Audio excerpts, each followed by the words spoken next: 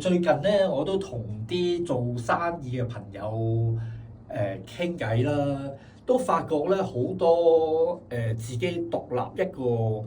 人去做生意，一個小團隊，但係一個老闆咧，佢哋都面臨一個問題嘅，就係有陣時咧開頭第一階段衝咧係冇問題嘅，但係衝咗一個階段之後咧，會有啲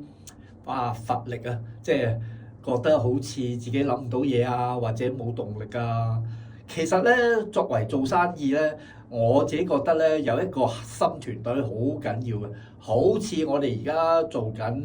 大地行咁啦。其實咧有一個核心團隊咧，可以其實成日講話做生意要堅持，但係當你有個核心團隊互相支持、互相協作咧，嗰個堅持咧就其實好自然咧會產生嘅。而且咧喺合作嘅過程當中咧，一齊共創咧嗰個樂趣咧係非一個孤狼嘅創業咧係不同嘅。大家有冇諗下啊？究竟我哋如果要揾一啲合作伙伴，又需要啲乜嘢咧？大家需要有共同嘅理念，除咗呢樣嘢，仲要點咧？大家可以諗一諗嘅。